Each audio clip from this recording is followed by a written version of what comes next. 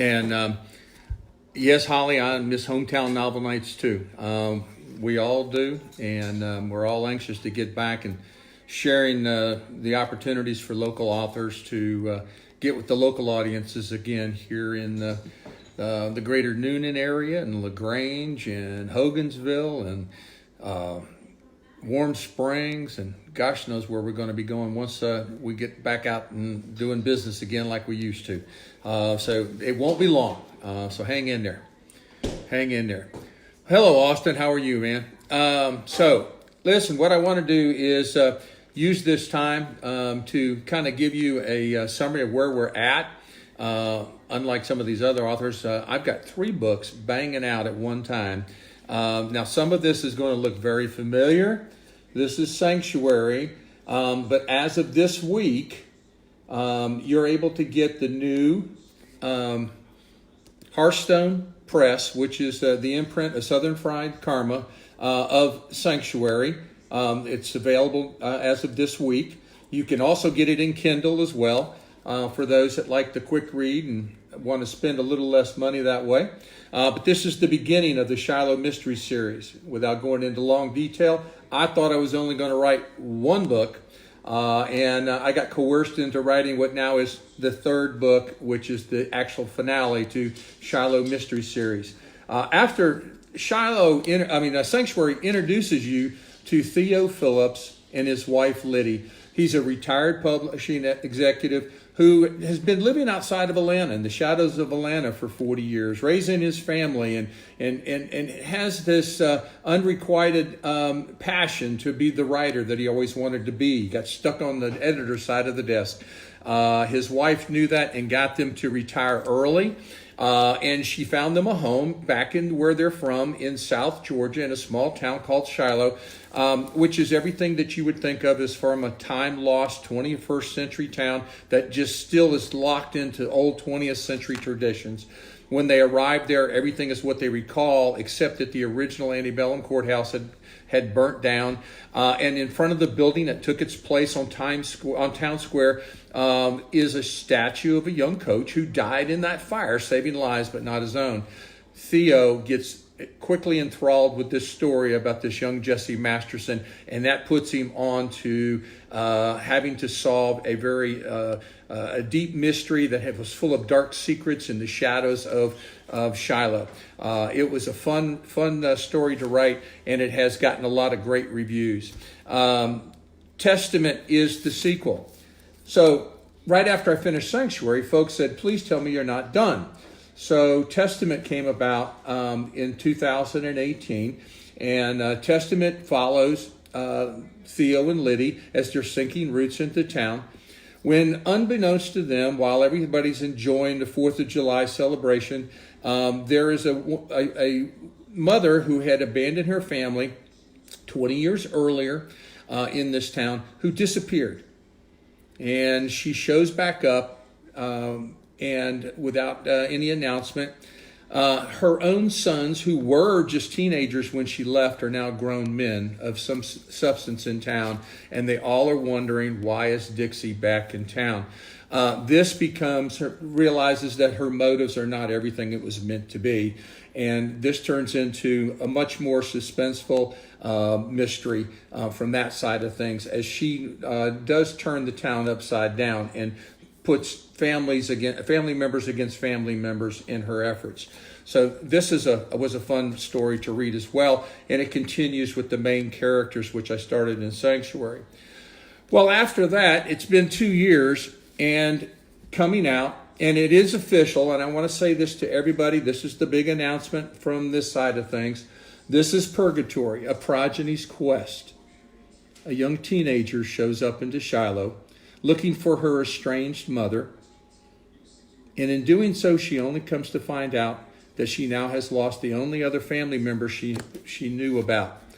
But in doing that, she also finds some family members she was not aware of. This is all unfolding as she's kind of coming of age, with getting to know the folks in Shiloh, when in the backdrop to this, there's a one of those collectible limousines that one of the main characters has purchased, has a dark past. and that past follows it into Shiloh, and this turns into a thriller by the time it's over with, as Pepper and her new friends kind of stumble into some situations with a very bad guy.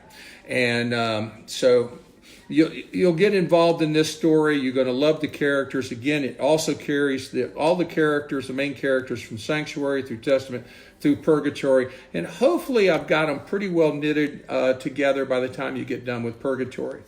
I'll share this about Purgatory, and I'm very impressed when I got the advanced reader copies that on the top, Pinckney Benedict was extremely helpful when I was doing the early rewrites for Purgatory.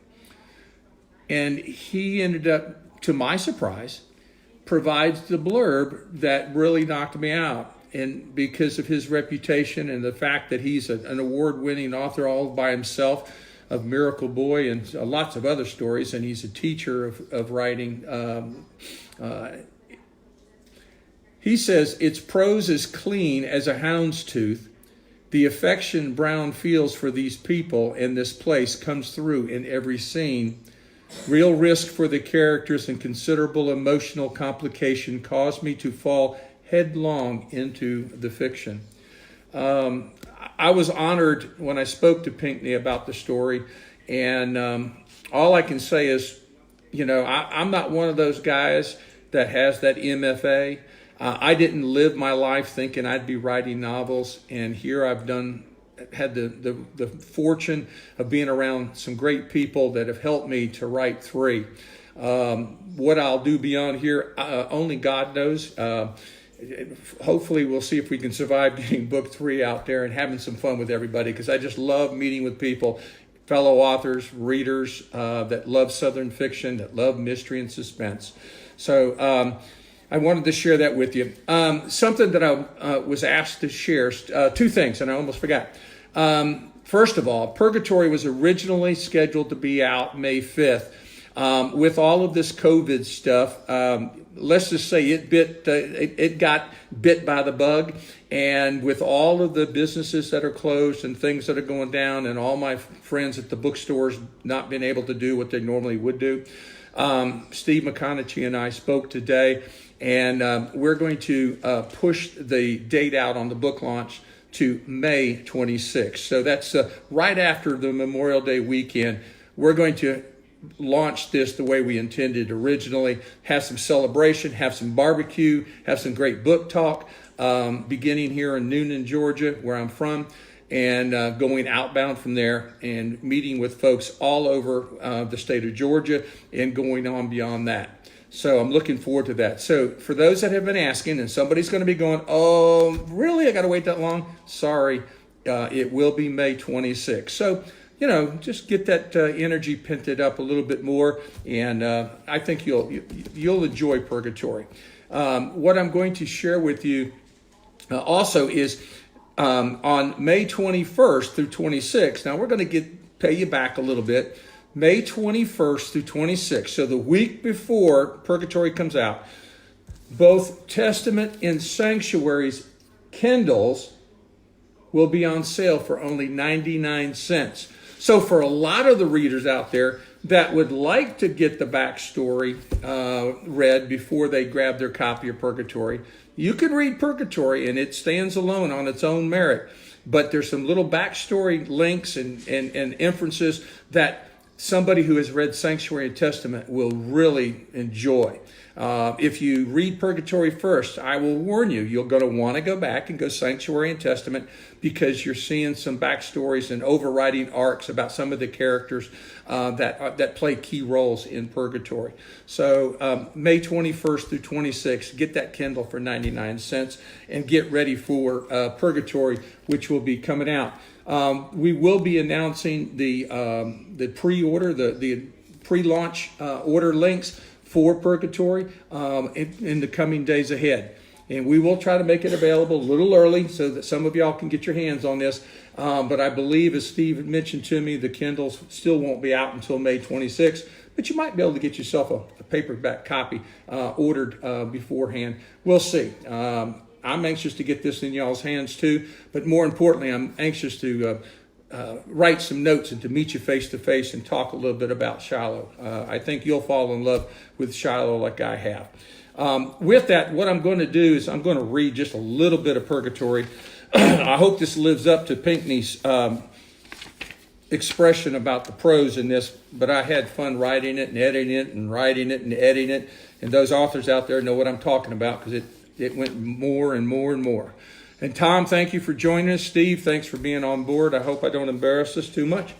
But on chapter 1, when you're opening this up, I think you'll get a taste, though, of the flavor. Wilson Edwards only invited a few close friends to the house following his grandfather's funeral because his grandmother's recent passing still weighed heavy on so many folks in town. There would be no traditional church supper following the interment service at Shiloh Cemetery. However, Wilson anticipated the ladies of the church would still drop off casseroles and side dishes and desserts. Inviting a few close friends over would both provide conversation and help Wilson consume the cornucopia born of Shiloh's good intentions that would undoubtedly fill his kitchen by the end of this sun-drenched afternoon. Liddy's fresh out of the oven peach cobbler made the already hotter than usual late May afternoon even more uncomfortable by the time Judy Wright, the pastor's wife, greeted us at the front door of the Edwards home. "Smells scrumptious," Judy said as she extended her hands. "Theo, please allow me to take that for you. Y'all head on into the living room. Wilson and Woogie are there." Liddy peeked down the long hall into the kitchen. "Looks like the church ladies outdid themselves again." Inside the living room, Wilson chatted with Zeb Adams, Hub Davis, Joe Arians, and Arnie Wright. Caddy corner across the room, beneath the ornate built-in bookshelves, Woogie's light-hearted youthful cackles and broad smile caught my attention. He and Coach John Priestley joked with each other about this past football season. Liddy accompanied me into the living room long enough to make our arrival known before her attention diverted to the high-pitched giggles reverberating from the kitchen and dining room. Wilson interrupted Zeb's light-hearted story and greeted Liddy with a warm embrace and then extended his hand to me. "I'm so glad y'all made it. Woogie and I cannot tell you enough how." "Oh, don't say another word, Wilson." Liddy took hold of Wilson's hand as she glanced at Woogie's laughter-filled face. "By the looks and sounds of it, Woogie appears to be handling the sudden loss of his great-grandfather fairly well." "Well, you'd think so at first glance, but he's like most teenagers, putting on a good front while still reeling inside. That cozy armchair he's curled up in is where Grandpa slipped away while watching the Braves go extra innings with Cincinnati. Woogie still feels somehow responsible because he followed me upstairs that night rather than hang out with Grandpa." "Well, I understand Wiley died from broken heart syndrome," I said to Wilson as I glanced at Woogie. "Well, it's likely Grandpa allowed himself to follow Grandma." Wilson's upper lip began to quiver. "He had no known heart issues, according to Doc Lucas. It appears he slipped away in the wee hours before Woogie came up downstairs the next morning and found his grandpa slumped in his chair with the TV still on." Liddy draped his arm across Wilson's shoulder. "I hope you and Woogie realize that you couldn't have prevented your grandfather's departure. It sounds as though God beckoned him and his heart and soul answered." Wilson glanced at Woogie. "Funny. By the looks of it, Woogie understands that better than I do." He exchanged a tight smile with his son, who likewise raised a thumbs up. "Hey, I got another story on hold over here about old Wiley," Zeb barked with a jovial grin. Liddy walked over to Woogie, kissed him on his forehead before she disappeared into the kitchen. I didn't hear what she said, but I saw Woogie's mouth. "Thank you, ma'am." I joined Zeb, Arnie, Hub, and Joe as they swapped tales of Wiley Edwards' more memorable antics and foibles. I felt like an outsider since Lydia and I had moved to Shiloh less than 3 years ago. Wilson's open-mouthed look mirrored my own as each story unfolded, and I remembered his years of self-inflicted exile from Shiloh, which had ended only a few months ago after he and Wiley reconciled. Wiley then named him the sole heir of his and Malvinia's estate and bequeathed his barber chair to him. That marked the first real opportunity for Wilson and Woogie to enjoy their life as father and son in over a decade.